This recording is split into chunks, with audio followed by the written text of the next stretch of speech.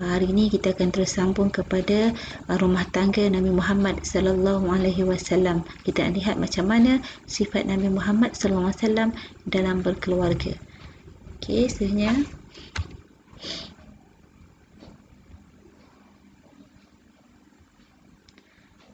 Okay, sebelum tu kita akan lihat kepada buku teks. Siapa yang buku teks boleh lihat buku teks. Okay, rumah tangga Nabi Muhammad sallallahu alaihi wasallam. Okey, Nabi Muhammad sallallahu alaihi wasallam berkahwin ketika berumur 25 tahun. Umur berapa Nabi kahwin? 25 tahun dengan Siti Khadijah. Siapa nama isinya? Isinya nama Siti Khadijah. Kehidupan rumah tangga Nabi Muhammad sallallahu alaihi wasallam dipenuhi dengan kasih sayang. Okey, keadaan ini berbeza dengan bangsa Arab Quraisy yang suka merendah dan menghina isteri-isteri mereka.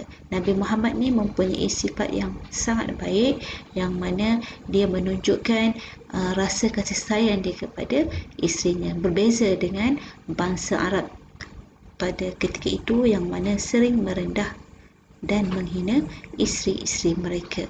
Okey, perenggan yang seterusnya kita akan lihat. Walaupun Rasulullah sallallahu alaihi wasallam beristerikan seorang hartawan, Nabi Muhammad sallallahu alaihi wasallam hidup secara sederhana sahaja. Baginda suka membantu golongan yang lemah dan fakir miskin. Rumah baginda sentiasa dikunjungi oleh orang yang memerlukan pertolongan. Okey, dalam perenggan ini menceritakan tentang bagaimana sifat dermawan Nabi Muhammad.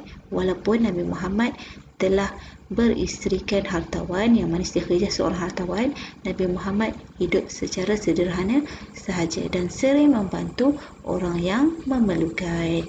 Okey, sini kita akan lihat pada perenggan yang ketiga, Nabi Muhammad sallallahu alaihi wasallam sentiasa berlemah lembut dan bersopan santun ketika berbicara dengan keluarganya.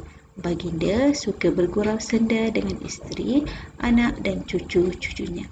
Sepanjang perkahwinan Nabi Muhammad sallallahu alaihi wasallam bersama Khadijah, baginda dikurniakan 2 orang anak lelaki dan 4 orang anak perempuan. Okey, dalam perenggan yang ketiga ni menceritakan tentang macam mana Nabi Muhammad melayan isteri dan anak-anak, yang mana cara layanan Nabi Muhammad adalah secara lemah lembut dan bersopan santun, dan Nabi juga suka bergurau dengan keluarganya. Okey, hasil perkahwinan Nabi Muhammad dan Siti Khadijah dikurniakan 2 orang anak lelaki dan 4 orang anak perempuan. Okey, sini kita akan lihat kepada sifat mulia Nabi Muhammad SAW terhadap isterinya. Okey, yang pertama, Nabi Muhammad ni adalah seorang yang bersopan santun dan berlemah lembut ketika berbicara dengan orang lain. Lepas tu, dia suka bergurau senda, dan Nabi Muhammad mempunyai sifat yang sabar.